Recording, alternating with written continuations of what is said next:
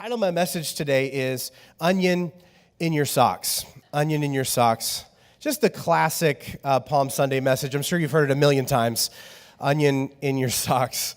My wife loves home remedies. Anybody out there, you are a home remedy sort of a person. You're like, we don't need to be like, we're not going to get sucked into big pharma. Okay, we don't need to do all this stuff. And they're trying to poison us. And like, we can do a lot of things just the natural way. Maybe like, my wife, there's somebody in your life that's really into oils.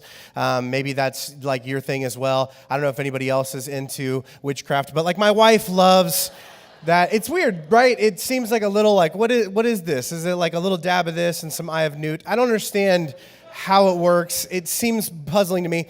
But one thing that my wife came at me with a while back was, one of our sons had this really high fever, and she was like, I know how to get it down. I'm like, do we like children's Motrin? Like, how does this work? And she's like, no, I guess something better than that. I need you to get some onions from the store. And I was like, okay, I'm not tracking so far, but I hope this is going to lead to onion rings. I don't know. I'm excited. And she's like, we're going to slice him up, and we're going to put some onions in his socks. He'll be fine. I was like, what was that? What'd you say? Onions. We're going to put onions in his socks. It's going to break the fever. He's going to be fine. And I don't know if you've ever had someone, especially guys, like when your wife says something and you want to just be like, you're a crazy person, but you want to stay married. And so you don't say that. You just keep it in your heart, and you're just like, absolutely, I'm gonna get all the onions I can. I don't even know.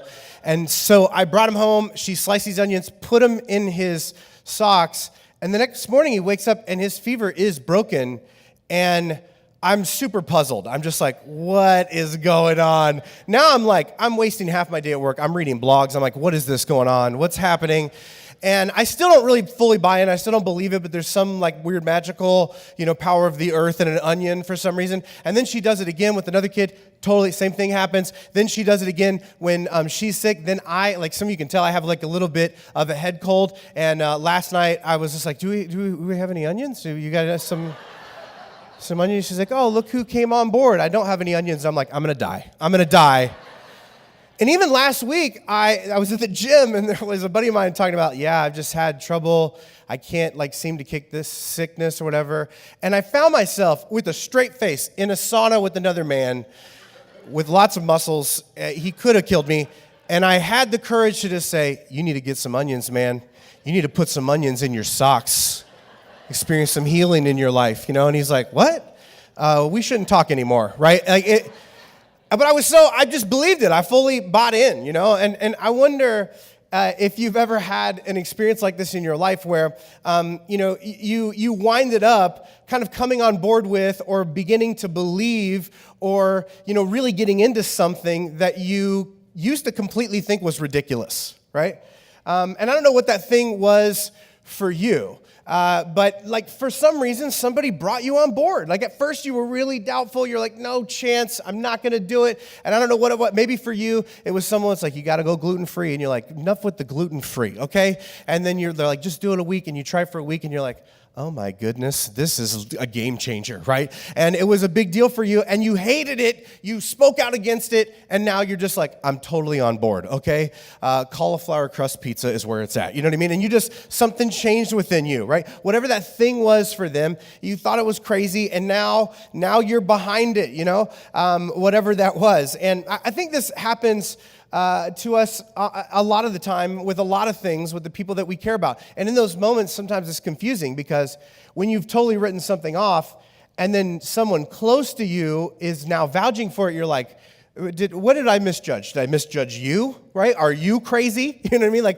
Are you not the person that I thought you were? Or did I misjudge the thing? Did I misjudge the scenario? Did I misjudge what it is you're telling me was so impactful in your life? And for some of you, you're like, when I look at this question, I think, absolutely, that's true of me. I'm here, okay? I'm in a church right now. If you knew, sometimes when I share things or people found out I was at church the other day, they're like, you?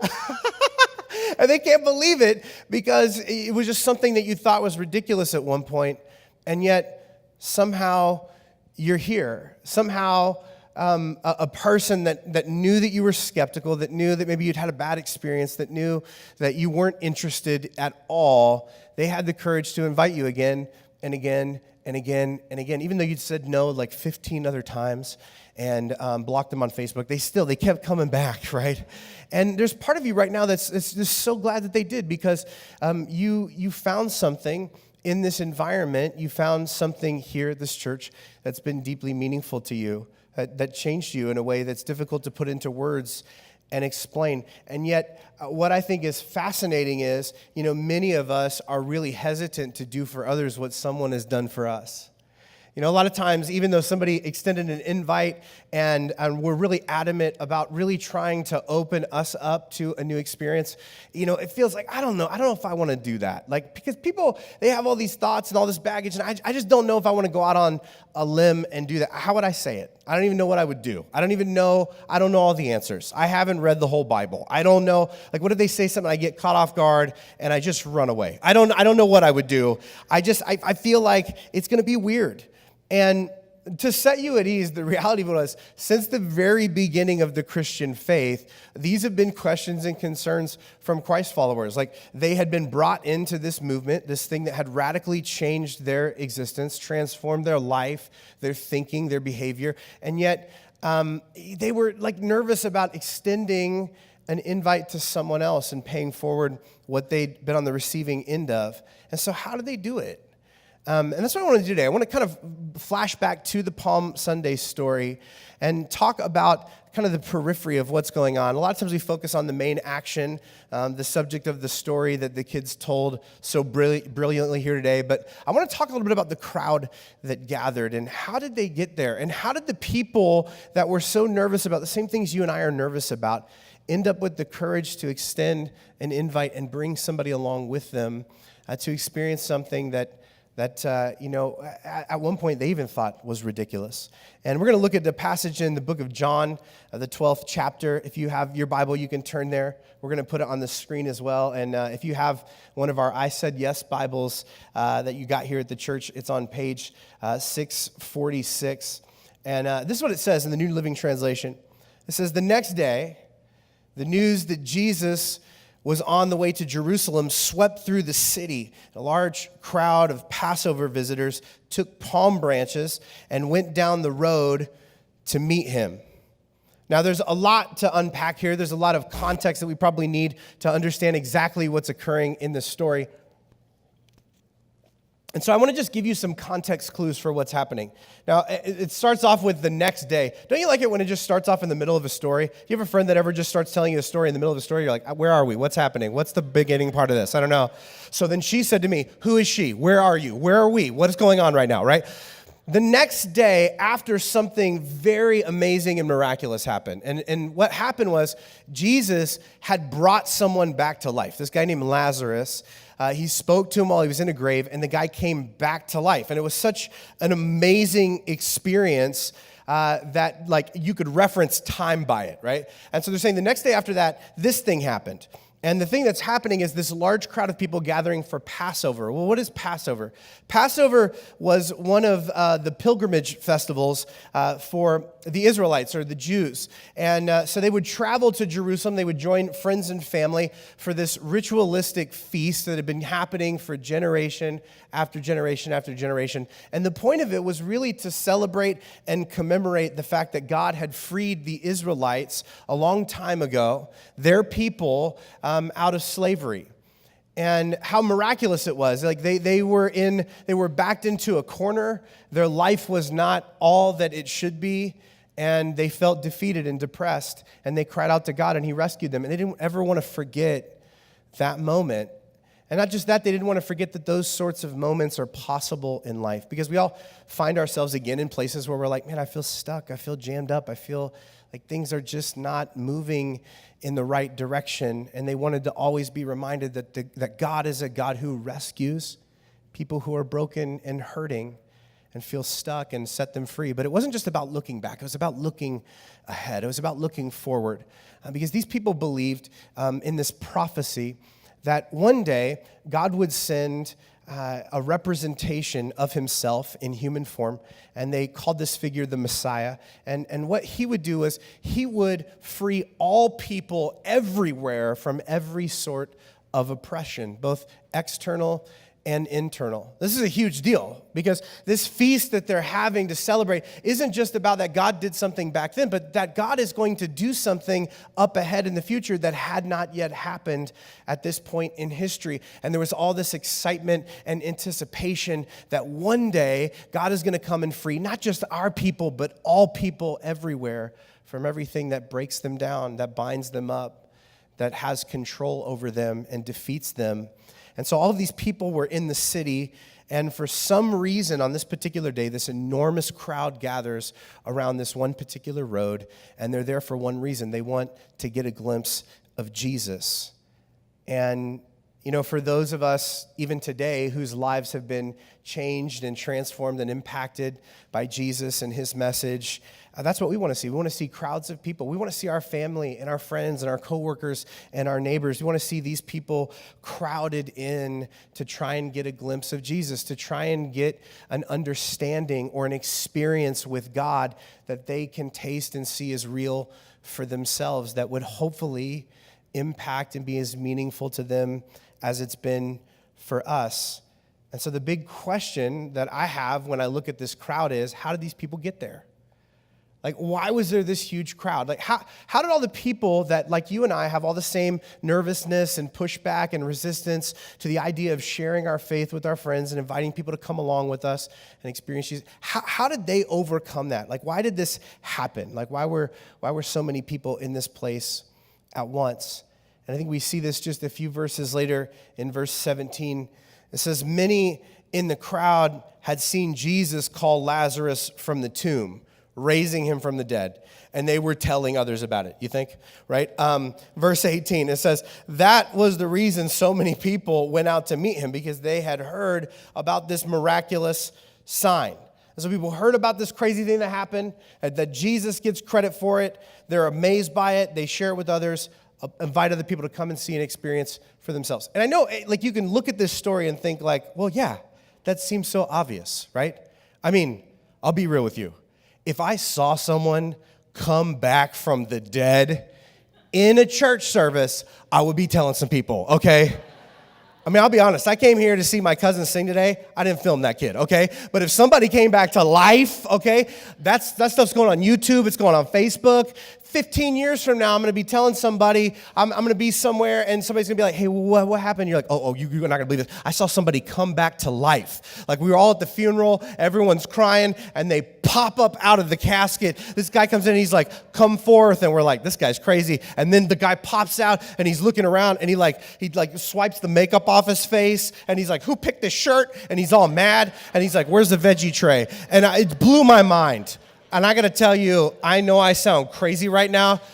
You should come to my church, okay? It is out of control. Like, I'm telling you, I don't know. I mean, it's never happened before, but you never know. What I've learned is that, like, crazy things, like anything is possible at this place, and maybe you think, like, if I would have seen that, if I would see something, I would tell people, but I've never seen, that level of transformation.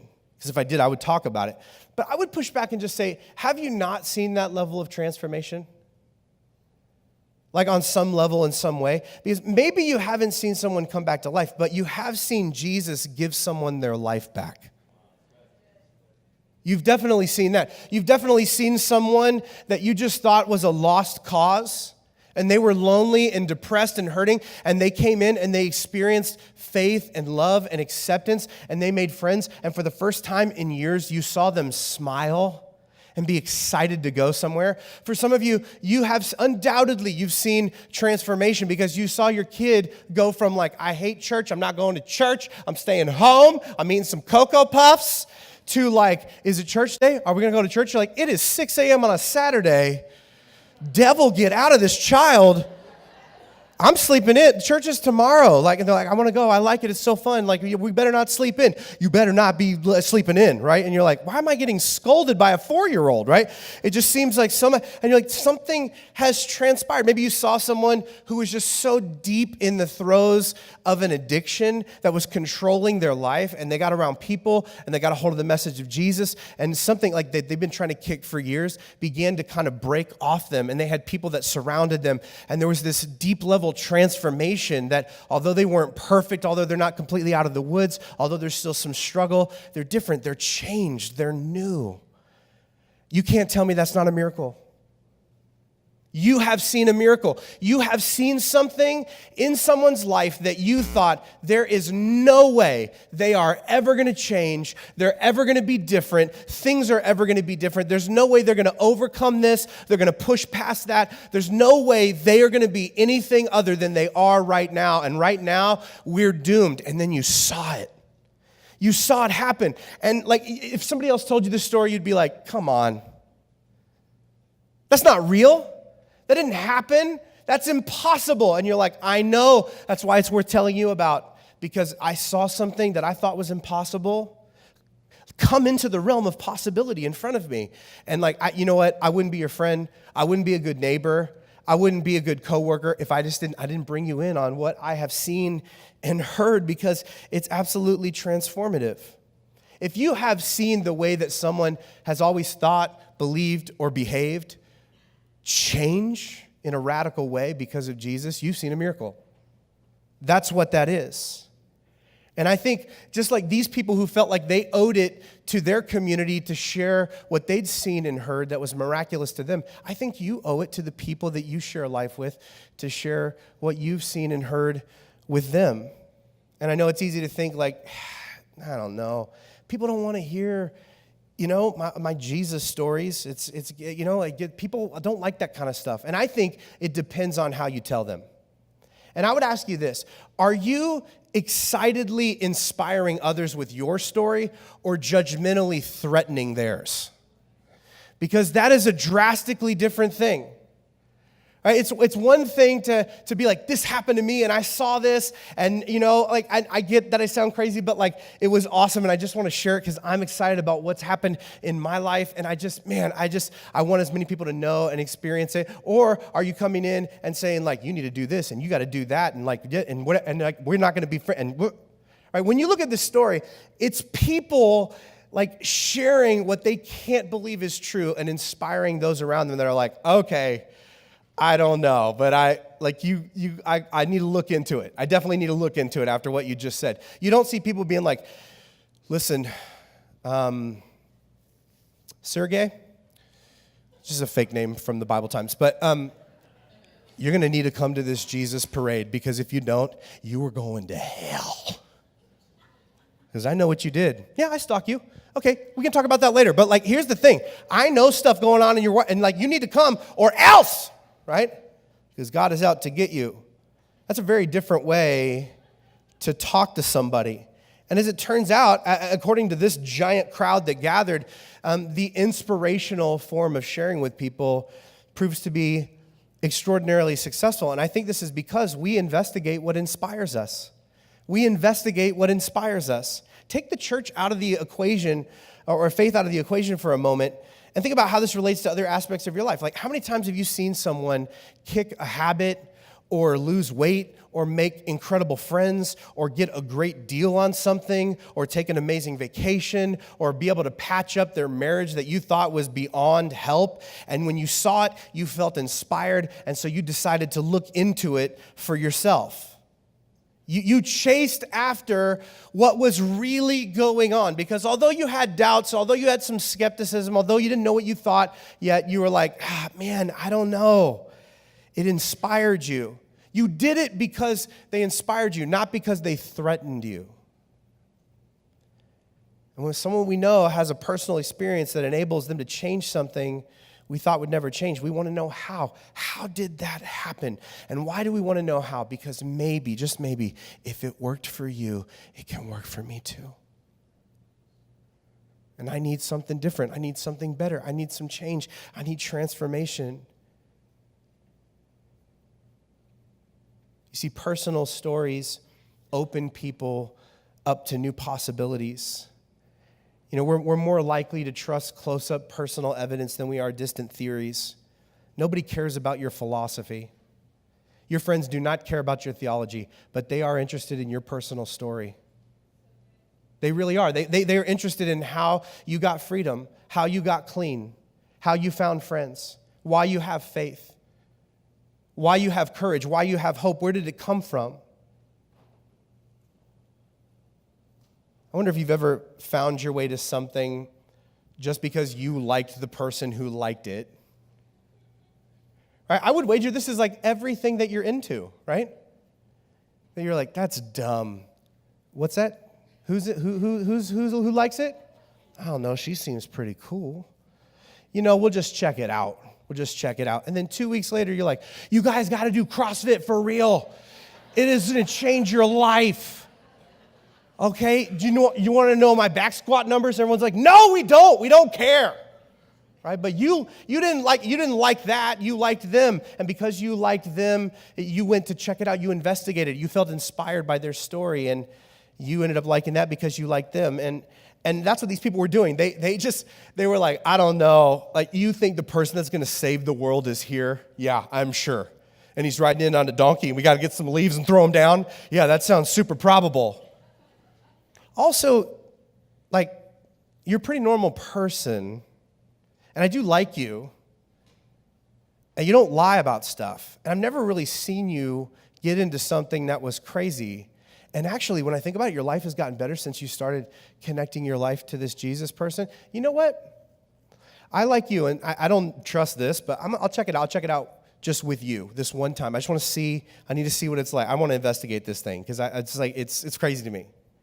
And when it came to the conversations that these people were having in the time of Jesus, they often seemed to conclude with this phrase that appears over and over again in the New Testament: come and see, come and see, come and see. They just invited people to come along with them and see and experience and evaluate for themselves. They weren't trying to make some intellectual case that people should blindly accept. They just told their story. They shared what they felt like was a miracle that rippled out into their life.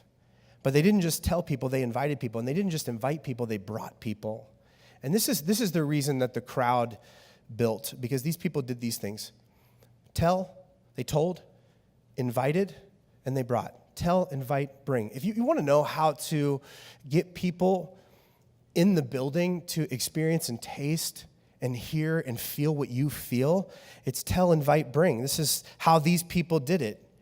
And the result in this story was an enormous crowd. But like these people, I love that it's not just tell and it's not just invite, because it's hard to tell someone about what's going on and like the weird faith stuff that you have come into and like how your life has changed and all that. And it's even harder to invite someone, but the big level is to bring them. And the reason why I mention that is because this crowd was built to such an enormous size, because the people in this story didn't just leave or trust the chance that their friends were going to find their way to Jesus later somehow on their own, right? Like, it was too significant a thing to leave to chance. So they made specific arrangements to bring that person with them and stand on the edge of the crowd.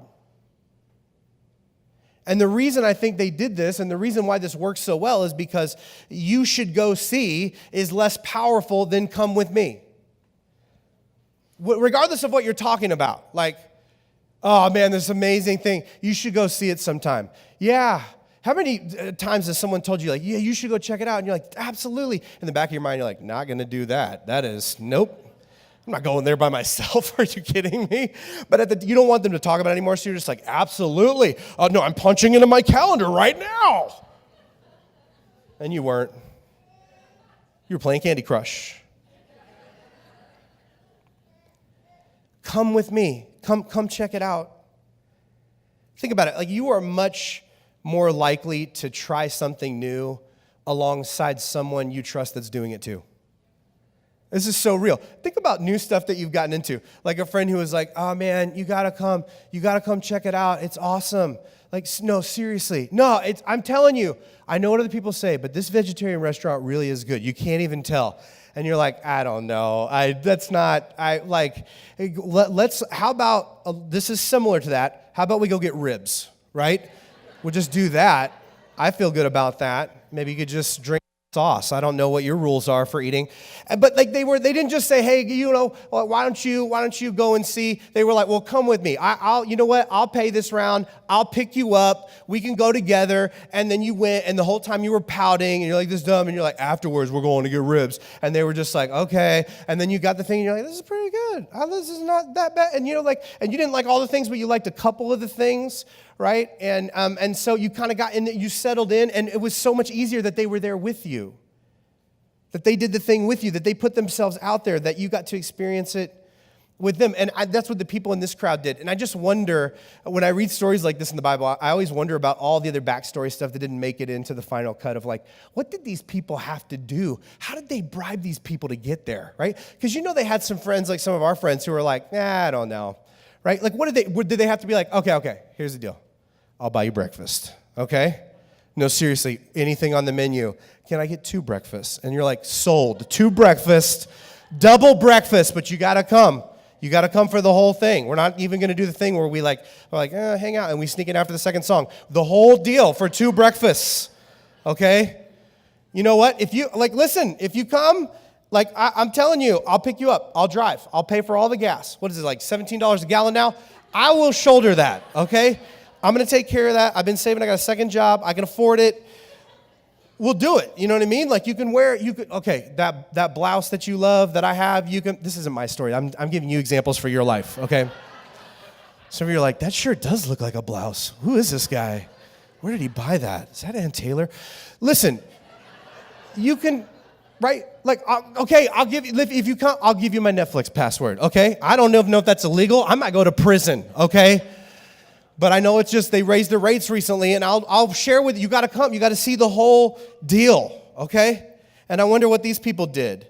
And I know for some of us, we think like, but that's a lot, and like how inconvenient, and like the sacrifice and the investment. Like, when you say that, it's like, that's cool that somebody else is doing that. I don't know if I want to do that. But I would ask you to think about, is there any investment not worth someone's eternity? Especially if it's somebody that you really love, that your life is built around, that you see every day. That's one of your all-time favorite people.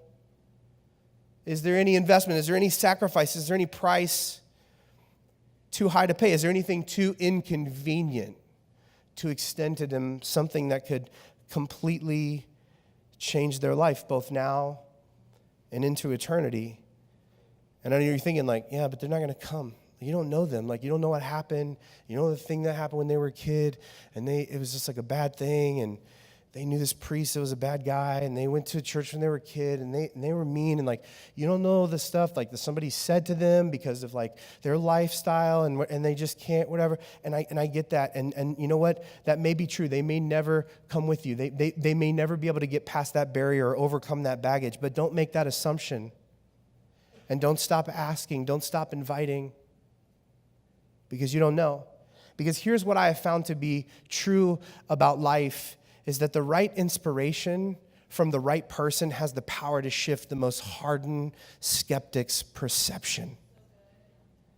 And you have experienced this to be true in your own life, where you were set in your ways and you thought you knew and you thought you had all the facts and you thought you had all the information, and the pain in your past, which you're still in denial of, is calling the shots, and you've shut the door and you've built a wall and you've built a barrier and you've decided that nobody's going to be able to scale it, and you know what you think, and yet like somebody that you really trust, that you like, that you believe in, that has taken the time to care for you and get invested in your life, like they inspire you with a transformation that they're making, or something that happened with their kid, or something that they saw, or just the way in which their mood has been shifted, and something broke down within you, and you softened, and you're like, I don't fully believe, but I'm inspired enough to investigate. And that investigation led to just opening their heart a crack, and it was just enough for God to get in and to show them His love and His grace and His mercy, and it expanded them in a way that it did to you. And there was hope that lit up your eyes, and your perception shifted. And suddenly you're the person that's out there being like, listen. I know. I remember what I said before. Forget that. Okay, but here's the deal. Things have changed with me. And the same thing is true with the people that are most skeptical towards you. And I know you don't feel like you have the right answers, you don't know what to say, and you haven't studied enough theology, and all that stuff doesn't matter. I know you're just like, how am I going to show them that God is real? It is so fortunate that doesn't happen to be your job, so you're off the hook. God's job is to show them that he's real. Your job is to tell them how you found him. It's show and tell, right? Flashback to preschool. God is the one that's going to show. You're just going to tell. You're just telling your story. You're just telling what you saw. You're just retelling the miracle. You're just telling your experiences. You're telling your little piece of inspiration. It's God's job to prove that he's real. And guess what? He doesn't need your help. He's big, he's powerful, he's everywhere. But what people do need from you is enough inspiration to begin their own investigation. And it comes through your telling. And so, here's what I want to challenge you to do in this week leading up to Easter. I want to challenge you to invite someone who believes in you to come and see with you. Invite someone who believes in you to come and see with you. Tell them, invite them, bring them. Tell them, invite them, bring them. And I know you feel intimidated. I know you feel like you're not going to have the right words to say. Take the pressure off yourself. They just need to hear your story. They just need to hear why you love it, why it's awesome, why it's different for you, why it's meaningful to you. And if you want to throw a bribe in there, that's fine. But I'm just telling you, it's worth it because think of all the ways your life has been changed for the better because someone took the risk and extended an invite. And when you said no a million times, they're like, come with me. Get in my car. I'll loan you a jacket. I'll pay for the gas. I'll take you out to breakfast. You know what? Breakfast and lunch, okay? We'll do both of them, okay? There's an Easter egg hunt there. They just kept loading stuff on. And that's part of the reason why we do so many amazing things on Easter. We're trying to make it as easy for you as possible. So we're just providing the bribes. There's Easter eggs. There's prizes. There's a donut buffet. There's a giant bunny. Not one of the creepy ones. This one looks nice, okay? This one's good. Not one of the ones that scarred you as a child that you're still working out in therapy, but a good one. It's a good one. And it's going to be fun, and there's going to be music, and it's going to be great, and you're going to love it. You're going to hear the Bible taught in a way that you haven't before, and it's going to open your eyes, and you're going to feel, and if you hate it, I'll still buy you lunch. And you know what? That's fine. You don't need to. You don't need to love it like I love it, but I like you, and I like this, and I want to get the two of you together. And I get that there's going to be obstacles in your path. There's going to be people and perspectives that are, at work against you. This is why I love how this story ends. There's this crowd of people called the Pharisees who are the skeptics of the day. They want to destroy Jesus because his ideas and his movement is so disruptive to their power structure. It says this in John chapter 12, verse 19, the end of this little story. It says, "Then the Pharisees said to each other after this crowd gathers, 'There's nothing we can do. Look, everyone has gone after him.'" And the takeaway here is this: opposition doesn't stand a chance against a genuine Jesus experience. It doesn't matter what other people say. It doesn't matter what they've read. It doesn't matter what pirated YouTube video from a skeptic that they watched. It doesn't matter their past experience. It doesn't matter their pain. When someone that they like, that they love, that's leaned into their life says, "I get it. It's valid. All the stuff you've experienced, your arguments, your pushback, your pain, it's all valid. I don't judge you for that. My heart breaks. That's why I want you to come. This is different. This is unique. This is something that you haven't tasted or felt or experienced before. I want you to come and see because there is a genuine Jesus experience that I've had. Look at me. Look at my life. I'm not perfect. I'm screwed up. I've made mistakes. Come on, we knew each other in college, right? I'm a little different. This one thing hasn't changed, but we don't even talk about that. But other stuff, right? And it's made a difference because I've met Jesus, and it has transformed my life, and I want the same thing for you. And this is why we really spend time asking you to share the video on Facebook, to comment on it, to tag your friends on that video, to share things on social media, but to even go beyond that, to take these flyers on your chairs, to take these cards to work, into your neighborhood, into soccer practices, and hand them to people. Write your phone number on there and just say, hey, I want to meet you. I'll pick you up. What's it going to take? Because I believe that there's something genuine. You've gotten the fake before, but there's something real here that I want you to see for yourself. Come and see. Come and see. Come and see. Bring somebody with you. Because there's no investment that is too much. It's too high a price to pay for the eternity of somebody that you deeply love. And I can say that because Jesus demonstrated that with his life. And we're called to mimic and model him. I want to pack this place out next week, and we have 6 services between Good Friday, which is totally different than our Easter services, and Saturday, and 4 on Sunday. There are plenty of times for you to get here. If I were you, I would come multiple times with different groups of people, okay? I'm head up to 10 a.m. with my work friends and the 11:30 with my family. I'm going to come to the 8:30 with my grandma because she'll be asleep by 10, okay? We got to get her in early. Woman wakes up at 3 a.m. every day. She'll be having lunch by 11:30 a.m. Having dinner. And I want to pray that you would have the courage this week to step out and do this. Would you bow your heads across this room this morning? I want to pray for each and every one of us, myself included, that God would put people's names and stories on my mind, and that I would have the courage to tell, to invite, and to bring. But before I pray for all of us, I'm going to pray for a few of you specifically. And maybe as you're listening to this message today, as everyone's head is bowed and eyes are closed, for just a moment of introspection and focus, maybe you would just say of yourself, that's great, people sharing their Jesus story. I don't know that I have like a Jesus transformation story. I don't know that I've come to that place where I've opened my heart and just said, God, I can't do it on my own. You are smarter than me. You created me. You know better than me. God, I need your guidance. I need your help. I need your support. I need your direction. God, I need you to set me free from the stuff that holds me back, from the stuff that oppresses me, from what represents Egypt in my life. I want to celebrate my Passover today, the day that you set me free. And if that's you and you're at a place where you're like, I'm ready to open my heart, to crack open the door of my heart and invite Jesus to come in and change everything for me, I want to say yes to him. I want to pray for you specifically this morning. Would you do something brave and just slip a hand up so I can see where you're at? I want to pray specifically for you this morning before we move on. Awesome. Hands at every section. God, I thank you this morning that I know you see every single one of these hands, and you see their hearts. You see what they've experienced, what they've gone through. You see the pain of their past. God, you know the guilt and the shame that clings to them, that haunts them.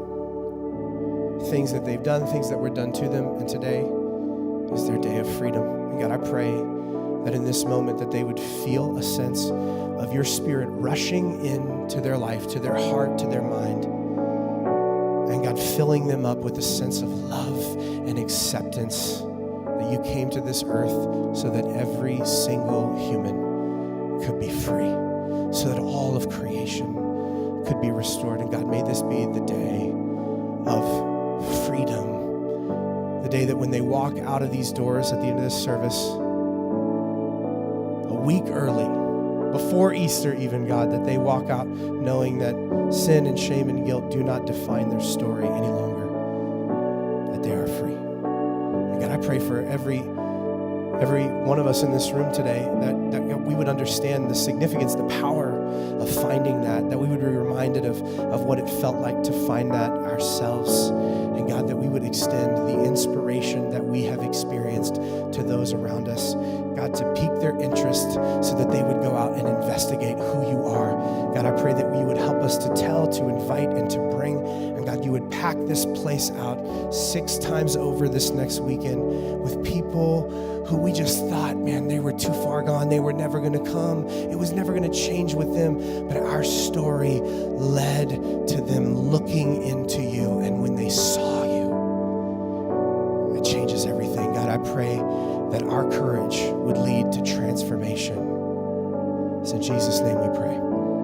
Amen.